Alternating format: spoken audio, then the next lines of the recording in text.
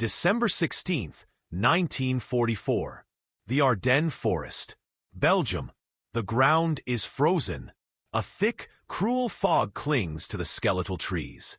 From the east, a low rumble grows into a deafening roar. Emerging from the mist are shapes that belong to a nightmare. The German Königstiger. The King Tiger. 70 tons of steel. An armor-piercing shell that can tear through a tank a mile away. Its adversaries, the American Sherman tanks, are outmatched in every technical specification. This is the pinnacle of German engineering. This is the moment the war was meant to turn. But it did not, because this story is not about a single battle. It is about a fatal obsession. It is about the illusion of technological supremacy. It is about the factory floor, not the front line. This is how Germany built the most advanced weapons the world had ever seen, and lost everything to simplicity. By 1942, the German war machine was a creature of breathtaking complexity and ingenuity. Its engineers were not just building weapons, they were crafting masterpieces. The Messerschmitt Me 262, the world's first operational jet fighter, could fly 120 miles per hour faster than any Allied plane. The Type XXI U-boat was a true submarine, able to run silent and deep for days, rendering Allied sonar useless. The V-2 rocket, a ballistic missile that fell from the edge of space, was a weapon against which there was no defense. The mind behind this technological surge was Albert Speer, the Reich Minister of Armaments and War Production. A brilliant organizer, he took the chaotic German economy and, for a time, made it hum. Under his direction, production numbers soared. But there was a cancer at the heart of this effort. A philosophy. Perfection over practicality. Complexity over quantity. The Führer himself was mesmerized by Wunderwaffen, wonder weapons. He believed a single, war-winning miracle could reverse the tide. This belief trickled down. Engineers competed to create the most advanced, most sophisticated systems. The Panther tank had interleaved road wheels for a smoother ride. They also froze solid in the Russian mud, requiring hours of maintenance. The massive Ferdinand tank destroyer had no machine gun for close defense. Its intricate engine was a fire hazard. And then, there was the human cost of this complexity. To maintain the secrecy and precision of these weapons, production was scattered, subcontracted across hundreds of small shops and forced labor camps. A single component for a jet engine might be machined in one town, shipped to another for fitting, and assembled in a third. This was not an assembly line. It was a fragile, sprawling web. Meanwhile, on the other side of the Atlantic, a different philosophy was taking hold. A philosophy born not of a quest for wonder, but of necessity. In 1942, the United States was an industrial giant waking from peace. Its task was not to perfect, but to produce. To outbuild, not just outfight. Men like William S. Knudsen, a former president of General Motors, were handed the keys to the arsenal of democracy. They did not see tanks and planes as weapons of war. They saw them as products, and America knew how to make products. The goal was not the best tank. The goal was a good tank. And then another, and then 10,000 more. At the Willow Run plant in Michigan, they built not just airplanes but an idea. The idea of interchangeable parts, of moving production lines, of simplicity. The B-24 bomber had over 1.5 million parts. Yet, at its peak, this factory produced one complete aircraft every 63 minutes. Every hour, day and night. The American Sherman tank was derided by German crews as the Tommy Cooker, for its tendency to burn when hit. But it was reliable. It could be built in weeks, not months. If one broke down, you could cannibalize 3 others to make 5 work again. It could be shipped across an ocean and still run. This was the coming storm. A storm of simplicity. a tidal wave of standardized, reliable, reparable machines. And in December of 1944, in the snow of the Ardennes, these two worlds, the complex and the simple, were set to collide in the most brutal way imaginable. The German plan, Operation Watch on the Rhine, was a masterpiece of tactical ambition. Spearheaded by those magnificent King Tigers and Panther tanks, they would split the Allied armies in half. They had the better machines. They had the element of surprise. The fog grounded Allied aircraft. For a moment, it seemed the wonder weapons would deliver their promise.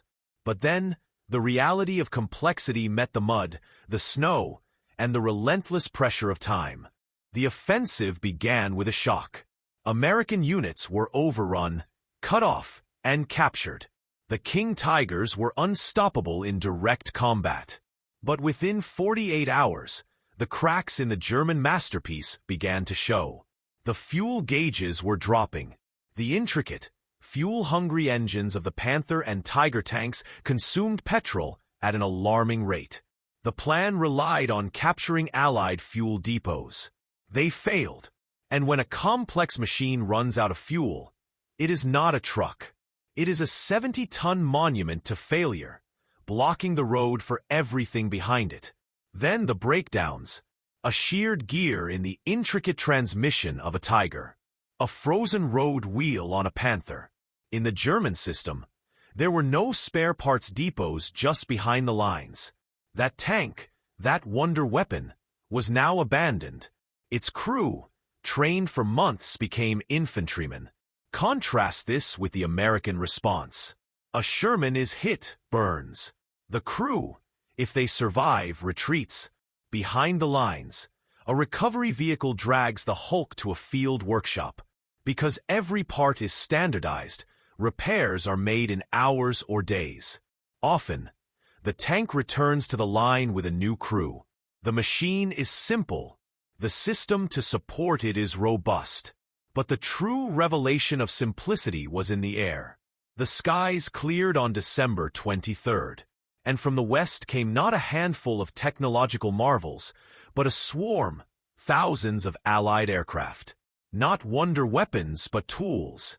The P-51 Mustang was designed for long range. The Hawker Typhoon was a rocket-firing tank buster. The Jabo, the Jagd bomber, was the German soldiers' true terror. Not because it was invincible, but because it was everywhere.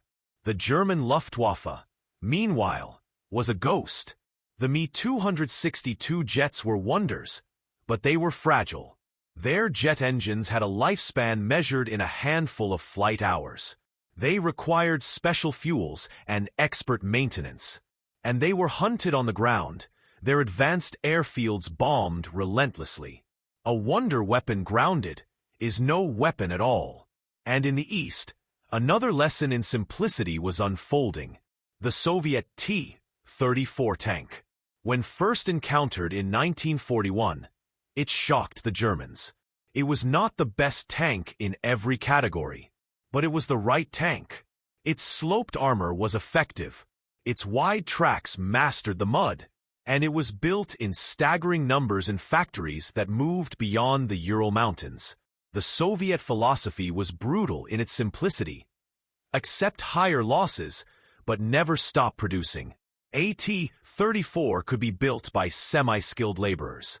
It was the antithesis of the German tank, built by master craftsmen. And there were always more. For every Tiger the Germans painstakingly built, the Soviets produced 10 T-34s. Mathematics, not metallurgy, was deciding the war. Back in the Ardennes, the German advance slowed, then stalled. The spearheads, like the Kampfgruppe led by Joachim Paper, were left stranded. Their vehicles ran out of fuel. Their flanks are exposed. The intricate battle plan had required perfect timing, perfect conditions. War offers neither. The greatest shock was not a military defeat. It was the dawning, horrible realization. The realization that brilliance in design is meaningless without brutality in production. that 1,000 good machines will strangle one perfect machine. The German soldier, freezing in his advanced tank, was not defeated by a better soldier. He was defeated by a better system, a simpler system. The wonder weapons had failed. The technological leap had become a trap. And as 1944 turned to 1945, the consequences of this industrial miscalculation would descend upon Germany with a weight more crushing than any bomb. January 1945. The Ruhr Valley, Germany. The heart of German industry is now a target. The Allied bombing campaign, once dispersed, is now surgical and relentless. The philosophy is simple: cripple the complex web, hit the ball-bearing plants at Schweinfurt, destroy the fuel refineries at Luna, shatter the transportation networks. Albert Speer's sophisticated production web has become its greatest vulnerability. A single missing component, a bearing, a fuel pump, a radio valve, halts production of a Tiger tank in a factory hundreds of miles away. The Allied strategy is no longer just to outproduce Germany, but to dismantle its very ability to produce. The factories that remain are underground, hidden in mines and forests. Production becomes grotesquely inefficient. The final versions of wonder weapons are built by slave laborers, working under the whip, sabotaging components as they fit them. The Me-262 jets are rolled out of forests onto makeshift runways, only to be destroyed on their first mission. This is not production. This is the death rattle of an industrial philosophy. On the front lines, the disparity is visceral. American infantry ride. They are a motorized army, supplied by the legendary Red Ball Express truck route. A German infantry division marches. Its horse-drawn supply wagons are from another century. The American soldier has canned food, new boots, and ample ammunition. The German soldier scavenges. The final battles are not clashes of technology. They are collisions of mass. The Battle of Berlin, April 1945. The Red Army does not send in wonder weapons. It sends in over 6,000 tanks, most of them T-34s. It fires artillery barrages of a density never before seen. The German defenders have Panzerfausts, some jet aircraft, and a handful of terrifying King Tigers. They fight with desperate bravery, and they are buried under an avalanche of steel, produced by simpler, harder factories far from the front. In the aftermath, at the Nuremberg trials, Albert Speer, the architect of the Nazi production miracle, would confess, not to war crimes with the passion of a zealot, but with the cold analysis of an engineer. He admitted the fatal flaw. He spoke of Hitler's obsession with the next big thing, which constantly disrupted production lines. He acknowledged that while German scientists were designing the future, American managers were building the present, at a scale he could never match. The realization was this: the war was not decided on the drawing board of a genius engineer. It was decided on the factory floor of a Ford plant in Detroit. It was decided in the Soviet tractor factory converted to tank production. It was decided by the sheer, overwhelming weight of standardized, reliable, and replaceable machines. The V-2 rocket, that terrifying wonder weapon, killed an estimated 9,000 people in its campaigns. The resources required to build it, the labor, the specialized materials, the advanced research, were staggering. The Allies, with those same resources, built 40,000 heavy bombers. Those bombers dropped 1.5 million tons of explosives on German industry, strangling the very system that created the V-2. One was a terrifying masterpiece. The other was a tool of victory. The legacy of this industrial lesson did not end in 1945. It shaped the world that followed. The space race, the Cold War, the digital age, all were driven by this understood principle. Advanced technology is useless without a system to produce it, maintain it, and deploy it at scale. Complexity must be managed, or it becomes a weakness. Germany built the most advanced weapons, but they lost to a simpler, more powerful idea. That true power does not lie in the singular wonder. It lies in the relentless, reproducible, and devastatingly simple ability to produce, to outbuild, to outlast, to turn the factory itself into the ultimate weapon. In the end, the war was not a contest of miracles. It was a contest of machines, and the machines that won were not the best. They were the ones that could be built, again and again and again, until the will of the enemy broke against them.